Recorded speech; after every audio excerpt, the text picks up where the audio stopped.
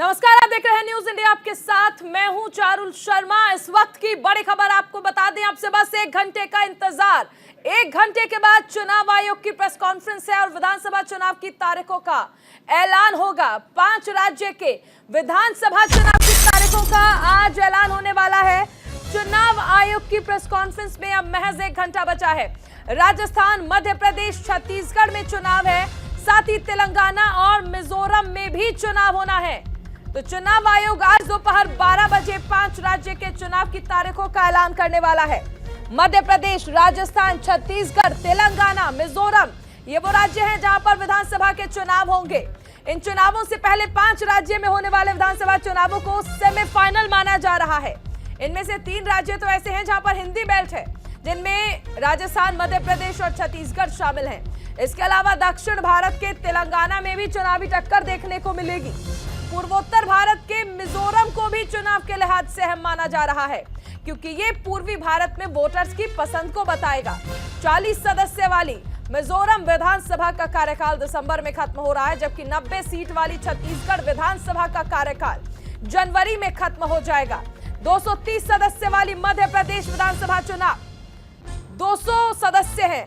राजस्थान विधानसभा की बात कर ले और 119 सदस्य तेलंगाना विधानसभा, जहां का कार्यकाल जनवरी में समाप्त हो रहा है।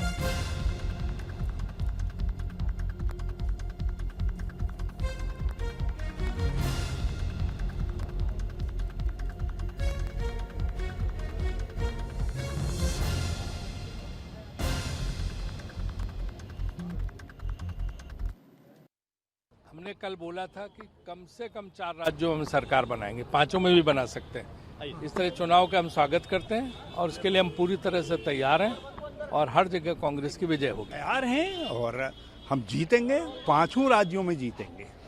सबसे बड़ी बात यह है कि भाजपा के अंदर जो हमारे प्रमुख विपक्षी हैं उनमें घबराहट है और ये घबराहट हवा बदल गई है और देश जो है बदलाव चाहता है और इसीलिए देश कह रहा है कि भारत जुड़ेगा, इंडिया जीतेगा।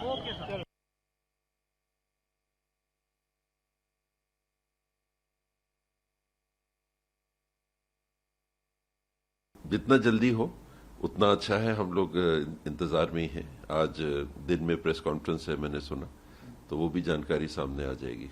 रही बात चुनाव की तैयारी की, तो आजकल तो 5 साल तैयारी के होते हैं। जैसे ही जिम्मेदारी मिलती है, जो सरकार में आते हैं, उसी दिन से जो आप काम करते हो वो चुनाव की तैयारियों के बतौर देखी जाती है। और लगातार हम लोगों ने प्रयास किया। लोगों ने, मतदाताओं ने 15 साल भारतीय जनता पार्टी को काम करने का मौका छत्तीसगढ़ में दिया था और 2018 में कांग्रेस पार्टी को दिया। हम लोगों ने डिलीवर किया कई चीजों में, बड़े इश्यूज में हम लोगों ने काम करके दिया, नागरिकों के लिए दिया।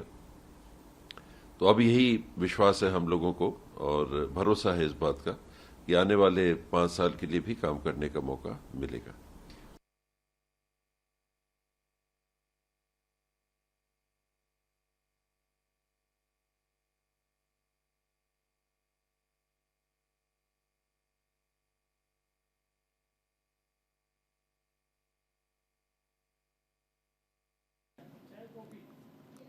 चलिए, आपको ये 5 तस्वीरें आप देख सकते हैं, क्योंकि 5 राज्य में चुनावी बिगुल जो है वो बज चुका है। मध्य प्रदेश, राजस्थान, तेलंगाना, मिजोरम और छत्तीसगढ़, ये वो राज्य हैं जहां पर चुनाव होना है। लेकिन कई सारी चुनौतियां हैं। चेहरा ना होना भी चुनौती है और चेहरा कैसे लेकर जाना है, प्रेजेंट करना है, ये चुनौती है। योजनाएं जो जिनका अनाउंसमेंट किया गया था, घोषणाएं की गई थी, उन पर कितना काम हुआ है, जनता के सामने पक्ष विपक्ष तमाम चुनौतियां जो हैं वो है। मध्य प्रदेश में देखिए 230 विधानसभा सीटें हैं, राजस्थान में 200 सीटें हैं, तेलंगाना में 119 सीटें हैं, मिजोरम में 40 और छत्तीसगढ़ में 90।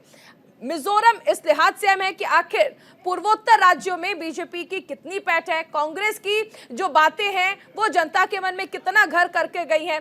छत्तीसगढ़ में भूपेश बघेल को एक बार फिर से अपनी सत्ता बचानी है, लेकिन क्या वो चेहरा बनेंगे या नहीं, इस पर भी सस्पेंस अभी बरकरार है।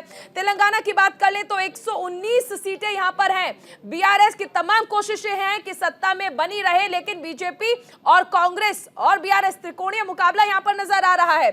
राजस्थान में अशोक गहलोत के लिए चुनौतियां बहुत सारी हैं। कांग्रेस अध्यक्ष का पद एक तरह से अमूमन ये कहा जा सकता है कि उन्होंने रिजेक्ट ही कर दिया था, मुख्यमंत्री बने रहना चाहते थे। ऐसे में उस सीट को बचाकर रखना, सरकार को बचाकर रखना उनके सामने एक चुनौती से कम नहीं है। कांटों भरा ताज मध्य प्रदेश की आप तस्वीर देख सकते हैं कि किस तरह से यहां पर जो सरकार है वो सबसे ज्यादा मामा ने चलाई है, यानी मुख्यमंत्री शिवराज सिंह चौहान रहे हैं। अब सवाल ये बनता है कि सरकार आगे कैसे जाएगी, क्योंकि यहां पर चेहरे का अनाउंसमेंट नहीं किया गया है। चेहरा अनाउंस ना करना क्या दर्शाता है?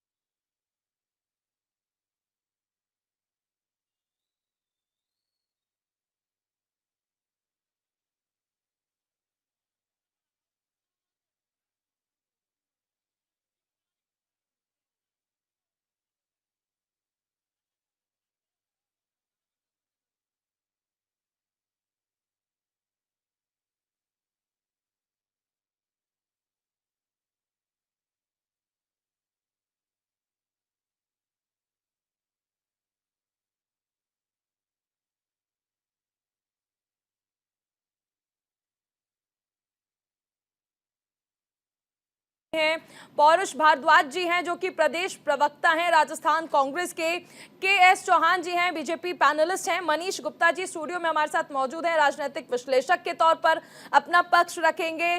स्टेट हेड हमारे साथ मौजूद हैं अनिल पुसदकर जी, दीपक चौबे हमारे साथ बने हुए हैं दिल्ली से। सबसे पहले मैं आपके पास आना चाहूंगी मनीष जी। देखिए आज चुनाव की तारीखों का ऐलान हो जाएगा, अब बस 1 घंटे का इंतजार है। देखिए ये जैसे कहते हैं ना कि एक अभी जब आम आदमी पार्टी ने कहा था कि हमारा बिल, दिल्ली का बिल सेमीफाइनल है, सही बात तो ये 2024 का सेमीफाइनल अब शुरू होगा। ये है सेमीफाइनल, ये विपक्ष की प्रतिष्ठा का पहला लिटमस टेस्ट है। विपक्षी एकता कितनी प्रभावशाली साबित होगी, क्या बहुजन समाज पार्टी साथ आएगी, क्या समाजवादी पार्टी कांग्रेस को समर्थन देगी, या अन्य छोटे क्षेत्रीय दल क्या इंडिया गठबंधन के साथ होंगे, क्या मार्क्सवादी पार्टियां सीपीआई इनके साथ होगी, ये वो प्रश्न हैं जिनके जवाब आएंगे। मध्य प्रदेश का चुनाव ये बताएगा कि भाजपा अगले चुनावों में 2024 में मध्य प्रदेश में और आसपास कैसा करने वाली है। राजस्थान ये बताएगा कि क्या कांग्रेस में जो गहलोत और सचिन पायलट के बीच का जो युद्ध है, या इधर वसुंधरा राजे की जो हठधर्मिता है, इन दोनों में कौन सी पार्टी पर क्या भारी पड़ रहा है। छत्तीसगढ़ बताएगा जनता का मूड क्या है, क्या रमन सिंह बेहतर थे या भूपेश जी बेहतर हैं, और भूपेश जी की पार्टी में जो टी एस सिंहदेव और 1-2 नेता थे जो विरोध कर रहे थे, क्या वो कितना डेंट पहुंचाएंगे कांग्रेस को, या कांग्रेस आला कमान इनको सुलझा लेगा। मध्य प्रदेश में क्या कमलनाथ जी मैनेज कर पाएंगे, ये देखने की बात होगी। क्या सिंधिया इफेक्ट आएगा, क्योंकि इस चुनाव में ये तय है कि शिवराज सिंह चौहान अगर जीते तब भी मुख्यमंत्री नहीं बनेंगे। तो ऐसे में लगातार बड़े प्रश्न इस चुनावों से सेटल होने हैं। वहीं तेलंगाना की बात करें तो पता लगेगा क्या कविता के पास जो ईडी के नोटिस गया, विपक्ष का जो आरोप था कि विपक्ष को ईडी तंग कर रही है, क्या जनता उसको मानती है कि नहीं, क्या भारत राष्ट्र समिति यानी जो टीआरएस थी, क्या उसका प्रभाव अभी भी बना हुआ है। कहीं ना कहीं मोदी जी ने जिस तरीके से कहा था कि वो मेरे पुराने मित्र हैं, उनका ऑफर आया था, इस तरह की बातें क्या होगा इस चुनाव में देखने की बात है। मिजोरम, नॉर्थ ईस्ट में, मणिपुर में जो काम चल रहा है, जो जिस तरह के इश्यूज चल रहे हैं, उसके बाद इन सब का मिजोरम पर क्या प्रभाव पड़ेगा। क्या भाजपा की लुक ईस्ट नीति मिजोरम पर प्रभाव डालकर सत्ता में बने रहने की व्यवस्था कर पाएगी। ये चुनाव सेमीफाइनल है, निश्चित रूप से फाइनल के पहले का लिटमस टेस्ट है। बिल्कुल, टेस्ट तो है, लिटमस टेस्ट भी है। मैं आपके पास आना चाहूंगी, के.एस. चौहान जी बीजेपी पैनलिस्ट हैं। इस बार बीजेपी ने रणनीति बदल ली है। आप देखिए कि किस तरह से एमपी में पूरी स्ट्रैटेजी जो है वो चेंज नजर आई है। मुख्यमंत्री के चेहरे का अनाउंसमेंट नहीं किया जा रहा है। ये जो कहा जा रहा है कि इस बार सब लोग एक साथ मिलकर चुनाव लड़ रहे हैं, बीजेपी के नाम पर चुनाव लड़ रहे हैं, प्रधानमंत्री खुद कह रहे हैं कि प्रधानमंत्री मोदी की गारंटी यानी गारंटी की भी गारंटी है। तो हर बार आप चेहरा अनाउंस करते थे, इस बार चेहरा अनाउंस करने से क्यों बच रही है बीजेपी? कि भारतीय जनता पार्टी हमेशा से, भले वो चेहरा डिक्लेयर किया हो या ना किया हो, लेकिन वो हमेशा से एक विचारधारा के लिए लड़ती आई है, विचारधारा को प्रमोट करती आई है। और दूसरी बात ये है कि विचारधारा और भारतीय जनता पार्टी का मेन जो है वो टीम पर है, और वो जो टीम है वो सिर्फ और सिर्फ अपनी टीम को जिताने के लिए और अपने खेल के अनुरूप, जैसे मतलब अपने काम के अनुरूप ही जनता के सामने जाती है और वोट मांगती है। कभी भी चेहरे के नाम पे या नाम के लिए वोट नहीं मांगी गई है कि ये चेहरा है इस वजह से हमारे को वोट दी जाए। हमने हमेशा ये बोला है कि हमने ये काम किया है, इस वजह से हमारे को दोबारा अवसर मिलना चाहिए। ये हमारा मुख्य उद्देश्य रहता है कि काम पे वोट दिया जाए और नाम पे नहीं। जैसे कि लेकिन अब से पहले भी चुनाव हुए हैं, उनमें तो आप लोग अनाउंस करते थे, आप अनाउंस करते थे कि भूपेंद्र पटेल ही मुख्यमंत्री होंगे, पुष्कर सिंह धामी ही मुख्यमंत्री होंगे। तो पहले तो चेहरे के नाम पर आप लोग गए हैं। देखिए अभी हमने ये तो नहीं बोला है कि क्या बोलते शिवराज जी चेहरा नहीं हो, ऐसी कोई घोषणा हुई है क्या? ऐसी कोई घोषणा तो हुई नहीं है। और दूसरी बात यह है कि जैसे जैसे समय बीतेगा और ज्यादा क्लियर होंगी बातें। और जो मैंने पहले भी कहा है कि आज भारतीय जनता पार्टी सिर्फ और सिर्फ काम के भरोसे चुनाव में उतरती है। जैसे कि उन्होंने पिछले जो हमने 15-20 साल अपन ने काम किया हुआ है उसके हिसाब से ही भारतीय जनता पार्टी उतरेगी। जैसे छत्तीसगढ़ में भी अपने कामों के आधार पर उतरेगी। जो एनालिसिस है पिछले 15 सालों का और पिछले 5 सालों का, उस एनालिसिस के आधार पे ही भारतीय जनता पार्टी आगे आएगी। और इसलिए भी उतरेगी कि जो 5 साल जो वादा खिलाफी की गई है भूपेश सरकार के द्वारा, उसको लेके भी उतरेगी। उन्होंने शराबबंदी बोला, उन्होंने अनियमित कर्मचारी बोला, उन्होंने 1500 वृद्धा पेंशन बोला, उन्होंने विधवा पेंशन बोला, उन्होंने स्वयं सहायता समूह का कर्जा माफी के लिए बोला, उन्होंने 200 फुट पार के लिए बोला, उन्होंने बिजली बिल हाफ करने बोला तो आप 400 में उतर गए। तो उन्होंने जो संपत्ति कर हाफ करने के लिए बोला, यूजर चार्जेस लगा के वजह, उन्होंने आउटसोर्सिंग के लिए बोला, वो नहीं किया। उन्होंने DA केंद्र के समकक्ष बोलने की बात की, वो नहीं की उन्होंने। तो ऐसे करके तमाम घोषणाएं जो हैं वो घोषणा की घोषणा रह गई। और इनके उप मुख्यमंत्री ही बोलते हैं कि हमने 12 घोषणाओं को तो अभी छुआ भी नहीं है। जो TS सीधे जी अभी आपके स्क्रीन पे थे, उन्होंने खुद बोला है। तो इसके आधार पे और हमारे को बिल्कुल प्रतिसाद मिल रहा है। जैसे हमारी परिवर्तन यात्रा निकली है, अभी जो हमने सुझाव भी मांगे हुए थे चारुल जी, तो उस सुझाव में भी सरासर ये दिख रहा है कि जो भूपेश सरकार की नाकामयाबियां हैं वो छलक के बोल रही हैं और लोगों का दर्द जो है उसमें दिखाई दे रहा है। तो इससे हमारे को ये, और आप राजस्थान के बारे में तो जानती हैं कि राजस्थान में उनको संघर्ष ऑपोजिशन पार्टी से नहीं करना है, अपनी खुद की पार्टी से करना है, कांग्रेस को। तो भारतीय जनता पार्टी इन तीनों राज्यों में, बाकी 2 राज्यों में भी बहुत क्लियर कट मेजोरिटी के साथ आ रही है। और जैसे कि हमारे वरिष्ठ पत्रकार ने बोला कि क्या ये सेमीफाइनल है, बिल्कुल थोड़ा सा फर्क पड़ता है, लेकिन आजकल जनता इतनी ज्यादा जागरूक है कि वो ये समझती है कि विधानसभा में किसको वोट देना है और लोकसभा में किसको वोट देना है। जैसे कि छत्तीसगढ़ में हमारी 15 सीटें आई थी पिछले चुनाव में, लेकिन जैसे ही लोकसभा हुई उसके 6 महीने के बाद चारुल जी, उसमें हमने 11 में से 10 सीटें ले आई। तो जो वोट ऑफ परसेंटेज था हमारा 46% था, 10% और बढ़ के 46% हो गया था लोकसभा में। तो इसको ऐसा नहीं बोला जा सकता।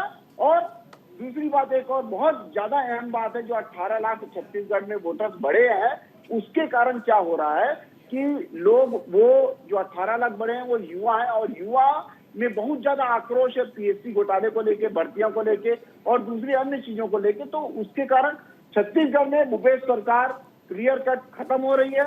सर आपने तो चौहान साहब बैठे बैठे ही बता दिया कि 5 राज्य में आप क्या क्या मुद्दे लेकर जा रहे हैं, और सरकार भी आपने अपनी बातों में अपनी ही बना ली है, लेकिन विपक्ष भी है, उनसे भी जवाब लेना जरूरी है क्योंकि उनकी भी सरकार है।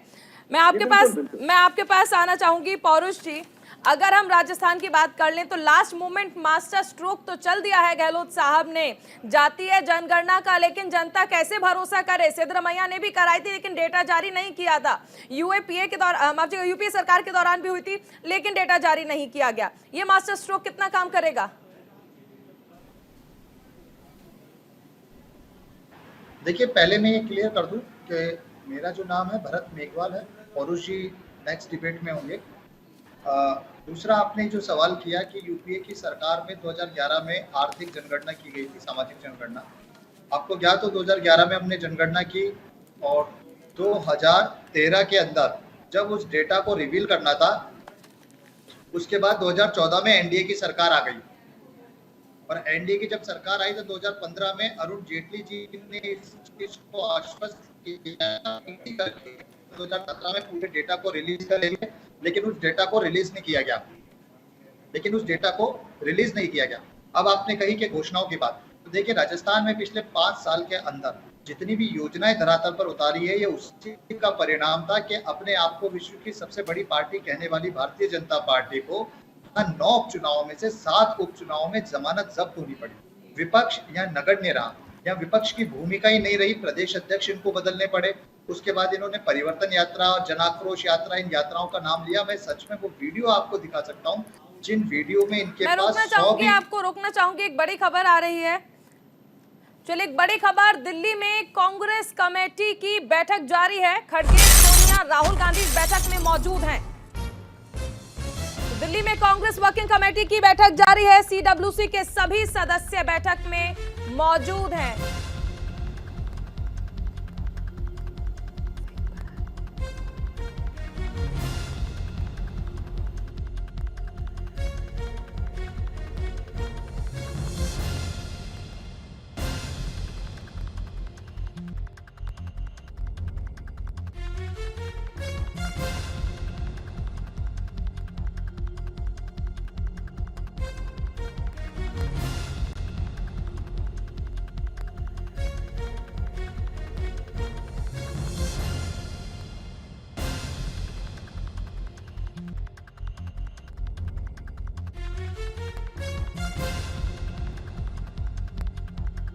तो दिल्ली में कांग्रेस वर्किंग कमेटी की बैठक जारी है। कांग्रेस अध्यक्ष मल्लिकार्जुन खड़गे, सोनिया गांधी, राहुल गांधी इस बैठक में मौजूद हैं। 5 राज्य में चुनाव को लेकर चर्चा इसमें की जानी है।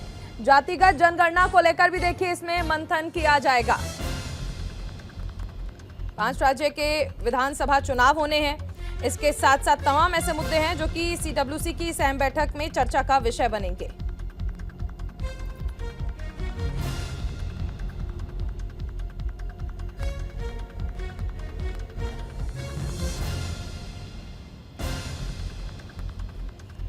तो कांग्रेस वर्किंग कमेटी की बैठक शुरू हो चुकी है और आप देख सकते हैं तमाम बड़े चेहरे एक साथ हैं। कांग्रेस अध्यक्ष हैं, साथ में राहुल गांधी हैं। चर्चा की जा रही है। सोनिया गांधी भी इस बैठक में मौजूद हैं। सचिन पायलट को आप देख सकते हैं, हरीश रावत इसमें मौजूद हैं। कुल मिलाकर अगर देखा जाए तो एक स्ट्रैटेजी क्या होगी, क्योंकि पिछले अगर हम 1 से 1.5 साल में देखें तो कांग्रेस की जो स्ट्रैटेजी है उसमें बदलाव किया गया है और वो बदलाव कांग्रेस के लिए संजीवनी का काम कर चुका है। क्योंकि आप देखिए कि हिमाचल में सरकार बनी, कर्नाटक में सरकार बनी, यानी बदली हुई स्ट्रैटेजी ने किस्मत भी बदल दी है। अब आगे किस तरह से करना है, क्योंकि ये सेमीफाइनल है और इसके बाद लोकसभा के चुनाव होने हैं। लेकिन आखिर 12 बजे की प्रेस कॉन्फ्रेंस के बाद, क्योंकि चुनाव आचार संहिता जो है वो लागू हो जाएगी, लेकिन राजनीतिक पार्टियों की तैयारियां क्या हैं, चर्चा लगातार करें। एक छोटे से ब्रेक के लिए रुकेंगे, बने रहिए न्यूज़ इंडिया के साथ।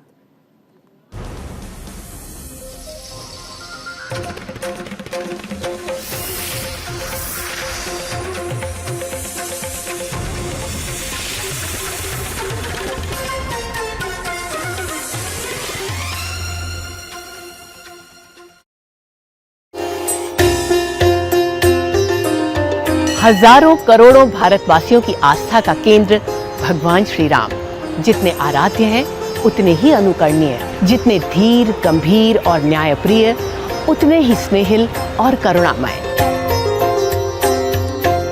जिस विनीत भाव से ऋषि मुनियों का सानिध्य करते हैं उतने ही प्रेम से शबरी के जूठे बेर खाते हैं। समरसता का यही भाव उन्हें हमारे राम बनाता है।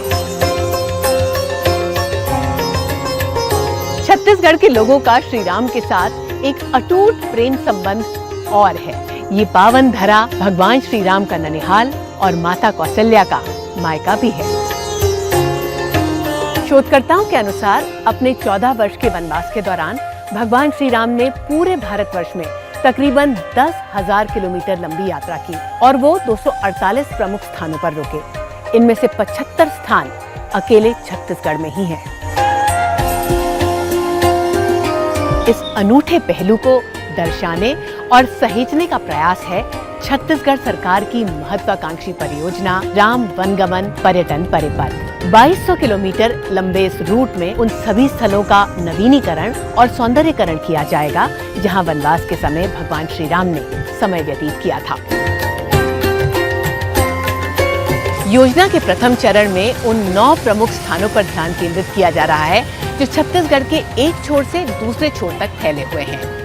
यानी अगर आप इस पर्यटन पथ पर आते हैं तो आपको न सिर्फ भगवान राम के पद चिन्हों पर चलने का मौका मिलता है बल्कि छत्तीसगढ़ के अनुपम नैसर्गिक सौंदर्य और यहाँ की अनूठी लोक संस्कृति का आनंद उठाने का एक अवसर भी है। इस रास्ते को हम इतना सुंदर बनाए ताकि जब लोग गुजरे तो लगे महसूस करे कि भगवान राम, माता जानकी और लखनलाल जी इसी रास्ते से गुजरे थे।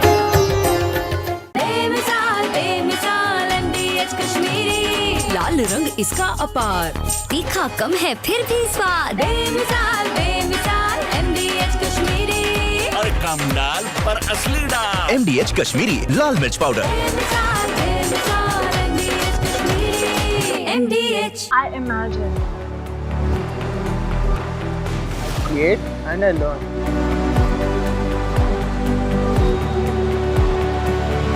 With my university.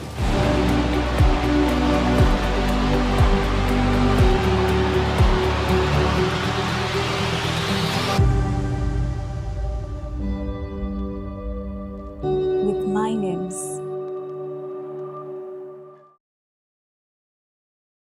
उम्मीद की एक किरण घने अंधेरे में चहुओर भर देती है उजियारा। दशकों से रसोई में काले धुएं से बेहाल करोड़ों माताओं बहनों के जीवन में उम्मीद का नया सवेरा लेकर आई है प्रधानमंत्री उज्ज्वला योजना।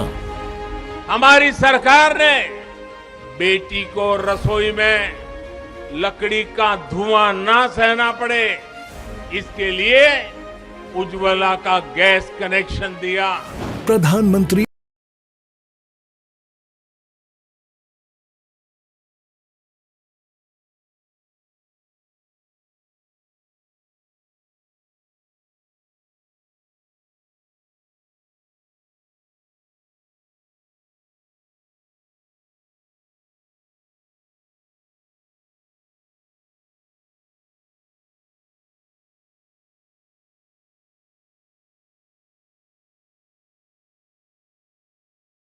सोचते हैं मैंने बहुत कुछ पा लिया है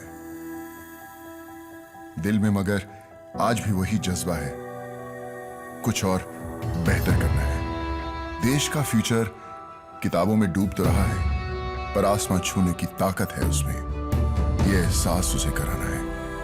लड़कियां हक से अपनी जिंदगी बनाने लगी हैं, मगर ये जो हिचकिचाहट है इसे हटाना है। बेखौफ चल सके ऐसा माहौल बनाना है। बॉल को स्टेडियम पार कराने का हुनर तो है उसमें, बस जरा नजर चूक रही है। इस हुनर को सही नजर से मिलवाना है। अव्वल दर्जे का कारीगर है वो, उसकी मुश्किलों को ताकत देकर कारीगरी उसकी दुनिया तक पहुंचानी है। माना कि रोशनी है मेरे देश में आज भी, पर बेहतर रोशनी से बेहतर भारत बनाना है। बेहतर रोशनी, बेहतर जिंदगी, बनेगी बेहतर तस्वीर देश की। नीफ्लक्स LED, भरोसा भारत का। हवा हवा ए हवा खुशबू लुटा दे, कहाँ खुली हाँ खुली जुल्फ, यार मिला तार मिला। जब गैस सताए यूनियन एंजाइम लो, इसके तत्व गैस की जड़ पे काम करे और खाना पचाए आपके डाइजेस्टिव सिस्टम की तरह, जो दे बदहजमी से आराम। यूनियन एंजाइम, गैस भगाओ खाना बचाओ। Excuse me, could you please tell me if this is a dangerous neighborhood?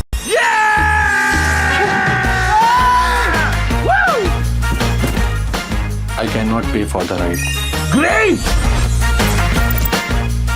With battery, Row is delighted. घुटना, कंधा या कमर, चाहे जैसा हो दर्द, डॉक्टर ऑर्थो आपको देता है दर्द से पूरी आजादी। ये कोई टेम्पररी पेन किलर नहीं, आयुर्वेदिक औषधि।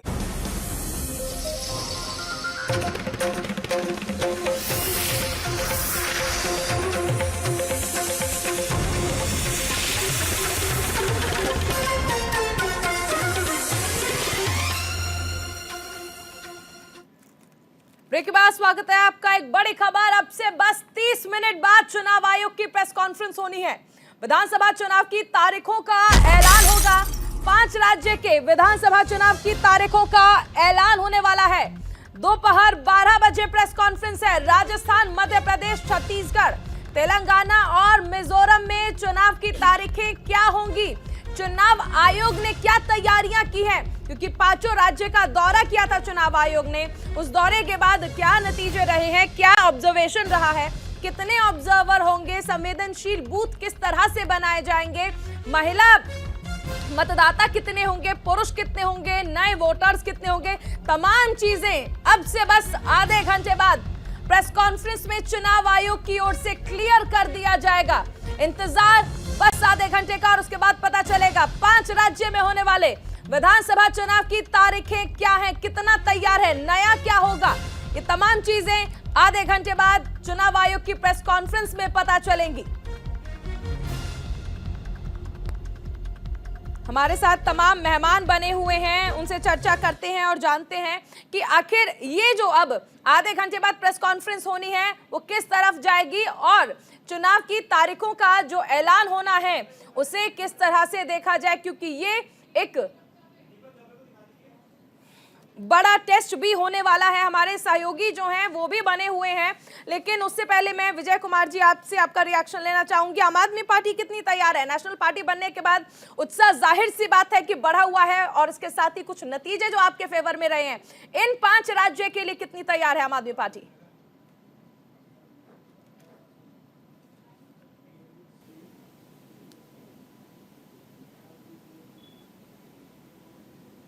मैं विजय जी आपको रोकना चाहूंगी, हमारे सहयोगी हमारे साथ बन गए हैं। दीपक, सवाल आपसे है, आधे घंटे का इंतजार और उसके बाद चुनाव आयोग ये सब कुछ साफ कर देगा कि क्या तैयारियां हैं, किस तरह से इन 5 राज्यों में कितने चरणों में चुनाव होगा।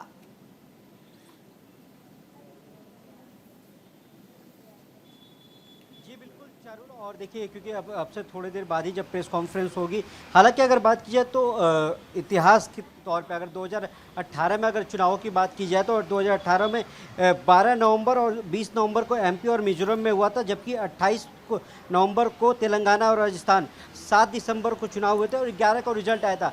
हालांकि अगर बात की जाए, क्योंकि छत्तीसगढ़ जो है वो माओवादी इलाका है और वहाँ पर 2 चरण में चुनाव कराने की चर्चा है, जिससे इससे पहले भी अगर बात की जाए तो 2 दिन पहले जो चुनाव की जो बड़ी बैठक कॉन्स्टिट्यूशन क्लब में हुई थी, जिसमें से 900 ऑब्जर्वर आए थे दिल्ली, और उनसे जब बैठक हुई थी, बैठक के बाद ये कयास लगाए जा रहे थे कि 2 चरणों में जो है वो छत्तीसगढ़ में और बाकी जो राज्य हैं, चाहे वो छत्तीसगढ़ हो या राजस्थान हो, माफ़ी चाहता हूँ, राजस्थान और मध्य प्रदेश हो, वहाँ पे एक एक चरण में चुनाव कराने की जिम्मेदारी कह रही थी चुनाव आयोग। हालांकि अगर बात की जाए तो इसमें देखिए सबसे बड़ा जो मुद्दा होगा वो ये होगा कि 2024 का रण जो होगा वो किसके खाते में जाएगा, या बीजेपी के या फिर कांग्रेस के। क्योंकि देखिए अभी तक इतिहास रहा है कि जब भी बीजेपी अगर कहीं भी चुनाव लड़ती है तो वो अपना फेस रखती है। हालांकि अगर बात की जाए तो उत्तर प्रदेश में जब उसने 2017 में चुनाव लड़ा था तो नहीं रखा था, उसके बाद उनको योगी को लाया गया, उसके बाद फिर 2019 में योगी के बलबूते चुनाव में उतरी थी पार्टी। इस बार राजस्थान में ऐसा सिनेरियो बदला है कि इस बार राजस्थान में कोई मुख्यमंत्री का चेहरा नहीं है, और लगातार जब प्रधानमंत्री नरेंद्र मोदी वहाँ जाते हैं या फिर गृह मंत्री अमित शाह जाते हैं, बीजेपी राष्ट्रीय अध्यक्ष जेपी नड्डा जाते हैं, तो साफ कहते हैं कि कमल का निशान जो है वो मेन रहेगा और इसी पे आपको वोट देना है। यानी कि कहीं ना कहीं पार्टी में अंदरूनी फूट तो है। हालांकि अगर मध्य प्रदेश की बात की जाए तो मध्य प्रदेश में देखिए अभी तक भले पार्टी ने 2 सूची निकाल दी हो, पर अभी तक मुख्यमंत्री शिवराज सिंह चौहान का नाम घोषित नहीं किया है कि वो कहाँ से चुनाव लड़ेंगे। हालांकि ये पहली बार हुआ है। जब भी अमूमन ये होता है कि जो मुख्यमंत्री होता है उसका जो लिस्ट में जो नाम होता है वो पहला होता है, क्योंकि जाहिर सी बात है कि वो उसी सीट से लड़ेंगे जिस सीट से वो अभी वर्तमान में है। तो ये बीजेपी बड़ी रणनीति के साथ काम कर रही है और वही वो फॉर्मूला अगर बात की जाए तो छत्तीसगढ़ में भी कर रही है। तो कहीं ना कहीं बीजेपी चाहती है कि जो ये 5 राज्यों के चुनाव हैं यही भविष्य तय करेगा कि 2024 में केंद्र में किसकी सरकार बनेगी। इसीलिए बीजेपी फूक फूक के कदम रख रही है। चारुल, बिल्कुल, बीजेपी फूक फूक कर कदम रख रही है, लेकिन पार्टियां पूरी तरह से तैयार हैं। हमारे साथ आम आदमी पार्टी की ओर से विजय झा जी बने हुए हैं। विजय जी, सवाल यही है, आम आदमी पार्टी कितनी तैयार है इन चुनावों को लेकर? आम आदमी पार्टी दिल दिमाग से पूरे 90 सीट में चुनाव लड़ने के लिए तैयार है। और छत्तीसगढ़ की जनता 15 साल भारतीय जनता पार्टी को और 5 साल कांग्रेस को देख चुकी है। मैं समझता हूं अनिल पुसत्कर जी का जितना उम्र होगा उनके पूरे जीवन में कभी रायपुर में या छत्तीसगढ़ में इतने गड्ढे नहीं रहे होंगे जो आज गड्ढे हैं। और यदि आज चुनाव आयोग डिक्लेरेशन करता है तो आचार संहिता प्रभावशील होने के कारण इन रोड को, गड्ढों को नहीं बनाया जा सकेगा। लोगों के कमर की हड्डियां टूट रही हैं, गाड़ियां टूट रही हैं। कितने आपको बताएं, बस्तर क्षेत्र में आदिवासियों का जल जंगल जमीन का अभी तक अधिकार नहीं हुआ। अरविंद केजरीवाल जी ने 10 गारंटी जारी किया, हमको गर्व है। तो हमारे गारंटी के बाद बार बार नरेंद्र मोदी भी गारंटी दे रहे हैं। कांग्रेस पार्टी के हमारे प्रदेश अध्यक्ष बैच जी भी गारंटी की बात कर रहे हैं। हमारे पार्टी में चुनावी घोषणा पत्र, जन घोषणा पत्र, शपथ पत्र नहीं बल्कि गारंटी पत्र है। और उस गारंटी को जो दिल्ली में, पंजाब में जो काम हुए उस काम को छत्तीसगढ़ में करने का केजरीवाल जी ने वचन दिया है। और हमको विश्वास है कि आम आदमी पार्टी इस समय बहुत दमखम के साथ चुनाव जीत करके सामने आ रही है। लोग चलिए, बिल्कुल आपको भरोसा है। मैं हमारे साथ अनिल पुसत्कर जी बने हुए हैं। अनिल जी, अगर छत्तीसगढ़ की बात कर लें तो देखिए पिछली बार बीजेपी को 15 सीट मिली थी, लेकिन इस बार शाह और मोदी के दौरे लगातार देखने को मिले। क्लोज फाइट जो है वो छत्तीसगढ़ में देखने को मिल रही है बीजेपी और कांग्रेस के बीच। लेकिन बघेल सरकार के लिए, मुख्यमंत्री बघेल के लिए एक लिटमस टेस्ट जरूर है ये चुनाव। जी चारुल, मुख्यमंत्री भूपेश बघेल के लिए ये बहुत बड़ा चुनाव है। वो पिछली बार मुख्यमंत्री बने, उसके बाद उन्होंने जो है पहले दिन से, शपथ ग्रहण के बाद से ही अपने आप को इलेक्शन मोड में ला दिया था। कांग्रेस पार्टी को उन्होंने जितना एक्टिव किया है, जो 10 साल शुरू के रमन सिंह की सरकार में कांग्रेस कहीं नजर नहीं आती थी, उसको वो प्रदेश अध्यक्ष बनने के बाद उन्होंने जिंदा किया। लगातार धरने दिए, लगातार प्रदर्शन किए, लाठी खाई, डंडे खाए, जेल भी गए। तो उन्होंने पार्टी में एक प्रकार से जान फूकी, जिसका फायदा उनको पिछले चुनाव में मिला। और पार्टी जो थम्पिंग मेजॉरिटी, एक तरफा, मतलब भाजपा कहीं टिकी नहीं। जो भाजपा 3 बार सरकार बना चुकी थी, जिसने हैट्रिक मारी थी, जो रमन सिंह एक बहुत बड़ा फेस था, ऐसा लगता था उनसे बड़ी टावरिंग पर्सनालिटी छत्तीसगढ़ में कोई है ही नहीं। मतलब वो चावर वाले बाबा के नाम से जिस तरह से उन्होंने अपनी इमेज बनाई थी, उसके सामने सब फीके लगते थे। लेकिन उस पूरे जो है जो जादुई जो वो था एक वातावरण, उसको तोड़कर भूपेश बघेल ने सरकार बनाई थी। लेकिन जैसा हम अब सब कह रहे हैं कि ये चुनाव का सेमीफाइनल है, तो मैं आपको बता दूं पिछली बार भी जब चुनाव हुए थे इन्हीं 5 राज्यों में हुए थे, और भाजपा छत्तीसगढ़ के साथ साथ, राजस्थान के साथ साथ मध्य प्रदेश में भी हारी थी। मध्य प्रदेश में अभी सरकार है तो वो ज्योतिरादित्य कृपा से है। मतदाताओं ने तो उस समय चुनाव में भाजपा को हरा दिया था। तो 3 बड़े राज्यों में, हिंदी भाषी राज्यों में, जो भारत का दिल कहलाता है, वहां भाजपा हारी थी। लेकिन उसके बाद जब लोकसभा चुनाव हुए, जो फाइनल हुआ, तो फाइनल में भाजपा जीत गई थी। चाहे राजस्थान हो, चाहे मध्य प्रदेश हो, चाहे छत्तीसगढ़, भाजपा को लोकसभा में एक तरफा जीत मिली थी। 10% वोट बढ़े थे छत्तीसगढ़ में। तो इसलिए ये जो चुनाव है ये बहुत महत्वपूर्ण चुनाव है। लेकिन विधानसभा के लिए, लोकसभा के चुनाव की परिस्थितियां अलग होंगी। हो सकता है उस समय कोई और परिस्थितियां या कोई और लहर चल जाए, वो बात अलग है। लेकिन आज जो है, आज भूपेश बघेल के लिए बहुत चुनौती है। चुनौती उनके साथ जो है सबसे बड़ी टिकट वितरण की है, जो आज तक लिस्ट जारी नहीं हुई। 71 विधायक हैं उनके, 71, 90 में 71 विधायक हैं। किसको टिकट दें, किसको टिकट ना दें, फिर परफॉर्मेंस की भी बात कही है। और कांग्रेस के साथ दिक्कत यह है कि कांग्रेस में जिसको टिकट नहीं मिलती है वो कुदाल फावड़ा लेके कबर खोदने निकल पड़ता है। भाजपा में असंतोष भी होता है तो वो दब जाता है। तो डैमेज कंट्रोल करना भी एक बहुत बड़ी चुनौती होगी। सबसे बड़ी चुनौती भूपेश बघेल के साथ जो होगी वो डैमेज कंट्रोल करना होगी। इसके अलावा जैसे विजय झा कह रहे हैं कि वो 90 सीटों में चुनाव लड़ेंगे। पिछली बार आप पार्टी ने बहुत अच्छा प्रदर्शन नहीं किया था, लेकिन अगर वो 4-5%, 10% जो भी वोट लेते हैं तो वो तो कांग्रेस को ही डेंट करेंगे। और ऐसी स्थिति में कांग्रेस के लिए अनिल जी, लेकिन एक बात माननी पड़ेगी कि आम आदमी पार्टी का परफॉर्मेंस जो है वो हर चुनाव में उभरकर सामने आया है, बेहतर रहा है। और रेवड़ी कल्चर के नाम से आम आदमी पार्टी पर सवाल भले ही उठाए जाते हैं, लेकिन ये आप भी मानेंगे कि अब उसी राह पर सारी पार्टियां चल बैठी हैं। मैं मनीष जी आपसे ये समझना चाहूंगी कि देखिए, अगर हम चुनाव की बात कर लें और मुख्य पार्टियां जो है बीजेपी और कांग्रेस को बात कर लें, तो बीजेपी ने महिला आरक्षण का बिल पास करा दिया, एक प्लस पॉइंट।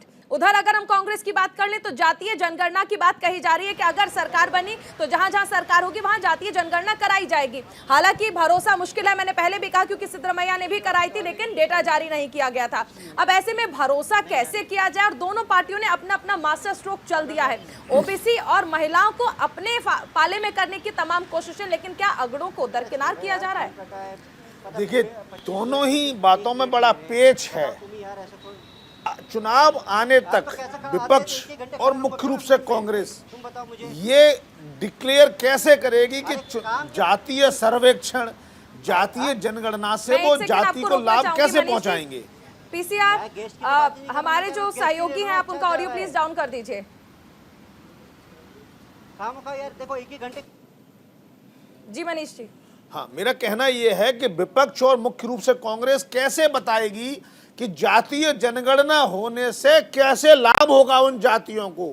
क्या आप आरक्षण के अंदर आरक्षण देंगे, या जिसकी संख्या ज्यादा उसके आरक्षण को बढ़ाने की उनकी हिम्मत है? क्या वो चाहते हैं कि हम संविधान में संशोधन करके 60% से ज्यादा आरक्षण कर दें, या अगड़ों का आरक्षण 0 कर दें, 100% आरक्षण कर दें, या जातीय आंकड़ों के बाद अगर मानो अगड़ों पिछड़ों की अगर संख्या 2% ज्यादा हो गई तो क्या जनता को ये बताना कि भाई परिवार नियोजन भूल जाइए, कांग्रेस इंदिरा गांधी में हम दो हमारे दो भूल जाइए, बस बच्चे पैदा करने पे लग जाओ।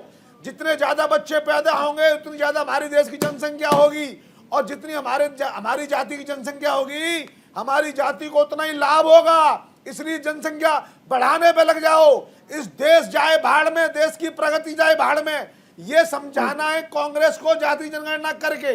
एक बात। दूसरी बात कहता हूं भाजपा की, भाई उन्होंने कहा महिला आरक्षण दे दिया और इस साल नहीं अगले साल होगा, तो 5 साल में इफेक्टिव होगा। 5 साल बाद इफेक्टिव होने से क्या होगा? देश तो जातियों में तब भी बटा रहेगा। फर्क सिर्फ ये होगा, अगर महिला आरक्षण के साथ भाजपा ये भी तय करे कि जो महिला चुनाव जीतेगी अपने पति को या अपने पिता को चुनाव में जिम्मेवारी ना दे देगी कि ये हमारा रिप्रेजेंटेटिव है। महिलाओं को असल में मैदान में आना होगा, ये जागरूकता पैदा करनी होगी। ऐसे में बुर्का छोड़ना पड़ेगा, पर्दा छोड़ना पड़ेगा। ये नहीं कि आप जैसे ही विधायक बने, आप जैसे ही नगर पंचायत के सदस्य बने, आपने अपने पति को आगे कर दिया।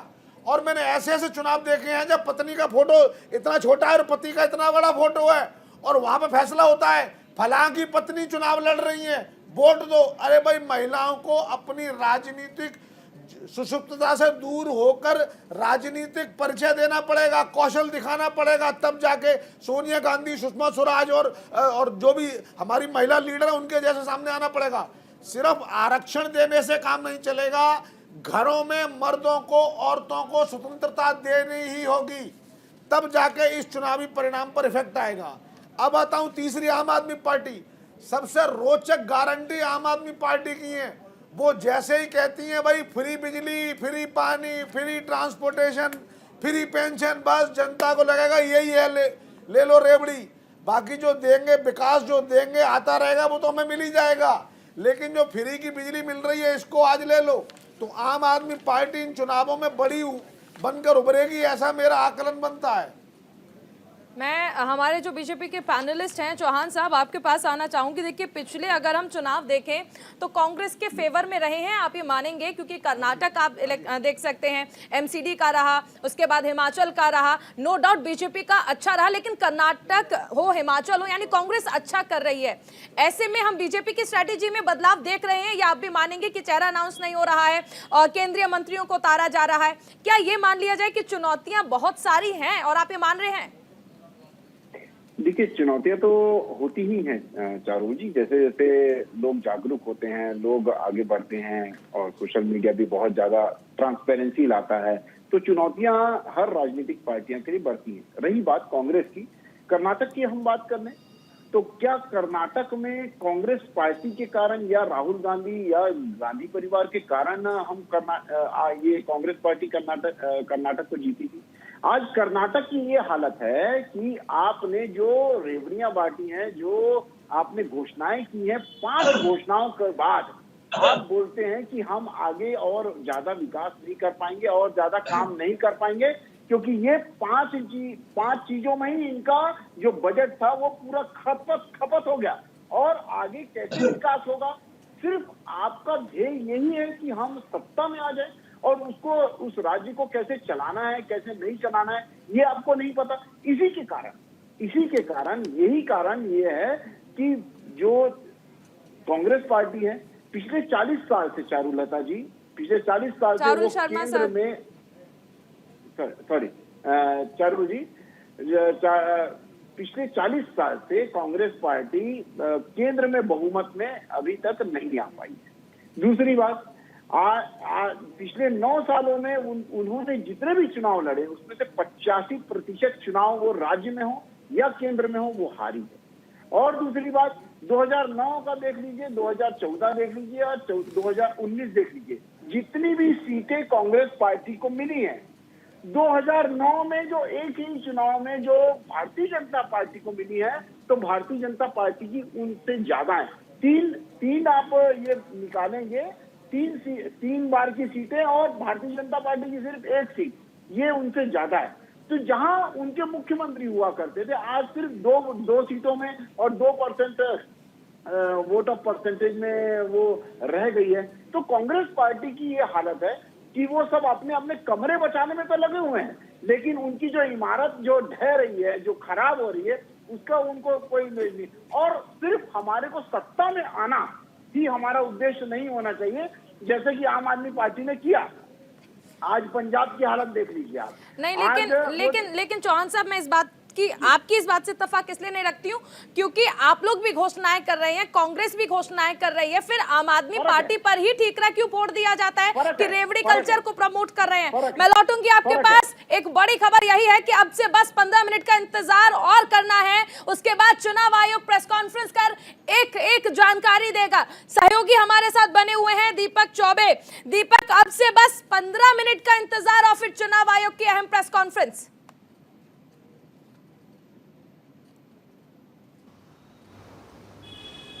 जी बिल्कुल चारुल, और बस अब से 15 मिनट बाद ही प्रेस कॉन्फ्रेंस शुरू हो जाएगी और देखना ये होगा कि इस बार चुनाव आयोग ने क्या क्या प्लानिंग की है 5 राज्यों में। जिस तरीके से अगर बात की जाए तो जो 2018 में जो उसने प्लानिंग की थी उससे आगे बढ़ चढ़ के प्लानिंग होगी, क्योंकि अगर बात की जाए तो सबसे बड़ा जो चुनाव आयोग की प्रॉब्लम होती है वो होती है कि लोगों को घर से कैसे बाहर निकाला जाए, वो वोटिंग परसेंट जो है वो कैसे बढ़ाया जाएगा।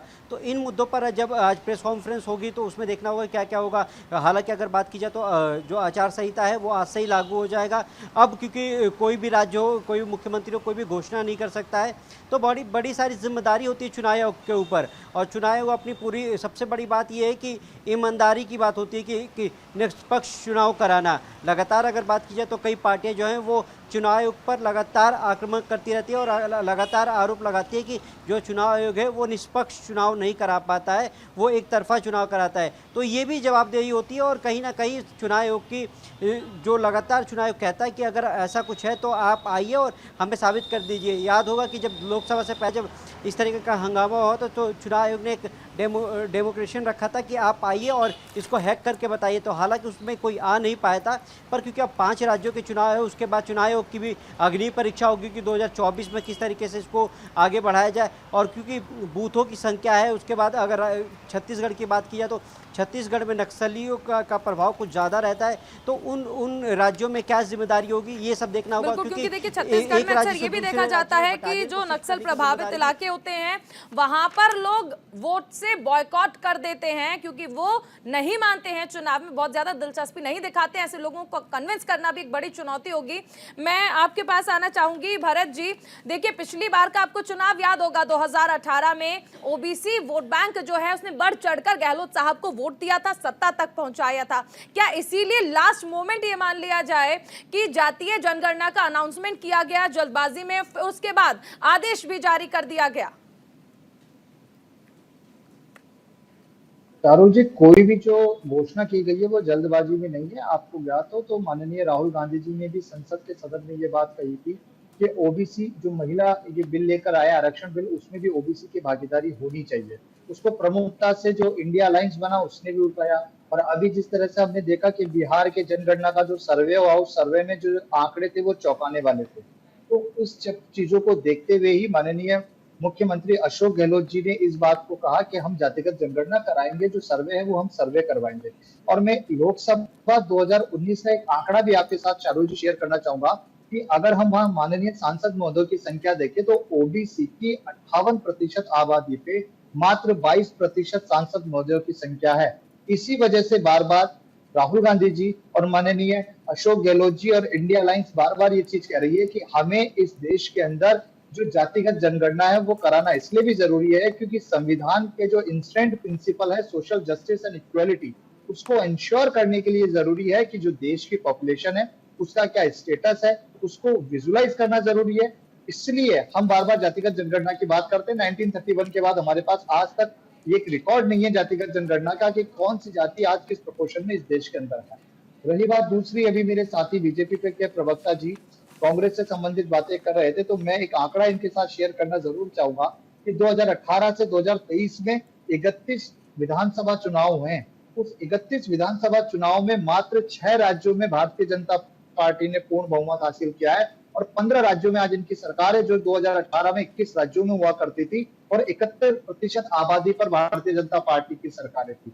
आज वो मात्र 47% पर रह गई है। हिमाचल आप हारे, कर्नाटक आप हारे, मध्य प्रदेश और राजस्थान भी आप हारने जा रहे हैं। और जो आप बार बार चेहरा न होने का बहाना बना रहे हैं, राजस्थान में आज विपक्ष की ये भूमिका रह गई है कि यहाँ गुटबाजी इतनी अभी है कि पूरे प्रधानमंत्री जी को, कैबिनेट को, अन्य राज्यों के उप मुख्यमंत्री और मुख्यमंत्री को यहाँ पर आकर माननीय मुख्यमंत्री अशोक गहलोत और कांग्रेस सरकार की योजनाओं का तोड़ नहीं मेघवाल जी, आप हमारे जो बीजेपी के पैनलिस्ट हैं उनसे सवाल कर रहे हैं और गुटबाजी पर सवाल कर रहे हैं, लेकिन आप राजस्थान के हैं, लेकिन उसके बावजूद आप देखिए ना कि वहां पर गुटबाजी कितनी चलती है। वहां गहलोत साहब और पायलट साहब के कितनी अनबन होती है, लगातार सामने आई है। बघेल साहब को लेकर अभी तक सस्पेंस आपके यहाँ पर बना हुआ है। उधर कमलनाथ जी चेहरा होंगे नहीं होंगे उस पर सस्पेंस बना हुआ है। तो गुटबाजी तो कांग्रेस की भी कभी किसी से छिपी नहीं है। चारू जी, देखिए, कोई भी राजनीतिक पार्टी होती है उसमें महत्वाकांक्षाएं हर एक व्यक्ति की होती है, लेकिन महत्वाकांक्षाओं को परे रखकर बात आती है जनता के काम करने की। आज पहली बात अगर मैं राजस्थान की करूं तो राजस्थान एक ऐसा राज्य बना पहला जिसने ओटीएस स्कीम दी। हम राइट टू हेल्थ बिल लेके आए, हमने सोशल सिक्योरिटी को इंश्योर करने के लिए हमने कानून बनाया और मिनिमम पेंशन की बात करी, हमने न्यूनतम गारंटी कानून बनाया। कोरोना के अंदर हम अव्वल नंबर पर रहे और आज अगर अर्थव्यवस्था की बात की जाए तो राजस्थान पूरे देश के अंदर दूसरे स्थान पर है आर्थिक विकास दर के मामले में। राजस्थान में आप देखिए कि ओपीएस पिछले 5 साल में कितना बढ़ गया कर्ज, देश पे कितना कर्ज है आप बताएंगे मुझे एक बार? बताया एक बार आप कर्ज बढ़ गया देश पर कितना कर्ज है? अरे देश पर बस इसीलिए बचते रहोगे। देश पर कितना कर्ज है? देश गलत कर रहा है तो आप भी गलत करोगे। अरे यही तो कह रहा हूँ ना भाई, एक बार ये बता देते राजस्थान कर्ज लेने वालों में नंबर 1 है। और सुनिए, देश पे जो कर्ज है वो कैपिटल इंफ्रास्ट्रक्चर में काम आ रहा है। राजस्थान पैसे खर्च कर रहा है कर्ज लेके, आप कर्ज लेके घी पी रहे हैं। आपको ये बात भूल गए हैं? आपके कर्ज का यूटिलाइजेशन क्या है? आपके कर्ज का यूटिलाइजेशन क्या है आपको पता है? नहीं पता। अरे नहीं पता भाई, आप जवाब नहीं सुनना चाहेंगे। आपको कर्ज लेके भी खर्च करना है, विकास में खर्च नहीं करना है। बीजेपी आपको बात ना अरे करें। बीजेपी कांग्रेस की बकवास ना करो, जो बात है बात का जवाब दो। आपका जो मॉडल है उसमें लोन लेके आप रेवेन्यू आइटम पे खर्च कर रहे हैं। आप जवाब होना क्या चाहिए आपको? लोन लेके कैपिटल आइटम में खर्च करना, पुल बनाइए, इंफ्रास्ट्रक्चर डेवलप करिए। आप तो लोन लेके पेंशन चुकाना चाहते हैं। देश को प्रदेश को गड्ढे में ले जाने का काम करेंगे, जिसको आगे वाली सरकार को झेलना होगा। बस कैसे भी करके चुनाव जीत लें, ये तैयारी करनी है आपको। फिर जो होगा देखा जाएगा, फिर जो होगा देखा जाएगा। बस कैसे चुनाव जीत लें, ये तैयारी करनी है आपको। इससे बचने की जरूरत है। अरे भारतीय जनता पार्टी, कांग्रेस सब एक जैसी चलिए, मुझे लगता है मनीष जी मेघवाल जी, ये चर्चा ऐसे ही जारी रहेगी, क्योंकि सवाल जिससे भी हो पलटकर सवाल ही मिलता है, जवाब कोई नहीं देता है। बहरहाल बहुत शुक्रिया आप सभी का हमारे साथ चर्चा में जुड़ने के लिए। चौहान साहब आपका शुक्रिया, मेघवाल जी शुक्रिया आपका, मनीष जी शुक्रिया, अनिल जी आपका भी शुक्रिया और दीपक आपका बहुत शुक्रिया। अब से बस थोड़ी ही देर का इंतजार और उसके बाद प्रेस कॉन्फ्रेंस में एक एक चीज क्लियर हो जाएगी कि आखिर चुनाव किस तरह से होंगे। आप लगातार बने रहिए न्यूज इंडिया के साथ। अभी एक बहुत छोटे से ब्रेक के लिए हम रुकेंगे।